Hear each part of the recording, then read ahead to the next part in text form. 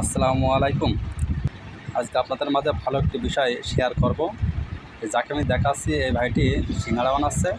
এই দোকানটি ছোটোখাটো একটা ফাস্টফুডের দোকান। এখানে সিঙ্গাড়া, পেঁয়াজ, আলুর চপ, বেগুনের চপ, ধনের চপ বানায়। এই দোকানটি শোলকুপায় লাঙ্গলমাদ বাজার রোডে। এই যে ভাইটি আছে সিঙ্গাড়া নিচ্ছে। এই সিঙ্গাড়া বর্তমানে 2.5 টাকা পিস, 4টা 10 টাকা। আগে আছে 1 টাকা পিস বিক্রি করতো এই দোকানে। এই যে ইনি আছে যে এই চপ ভাজছে, সিঙ্গাড়া ভাজছে।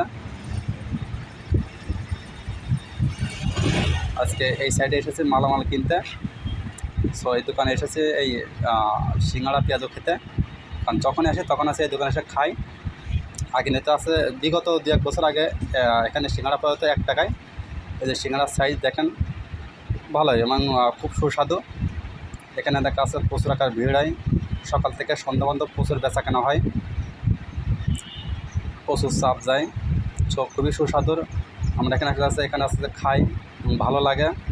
আপনারা এখানে যেতে পারেন, আসতে পারেন, সিঙ্গাড়া কিনতে পারেন।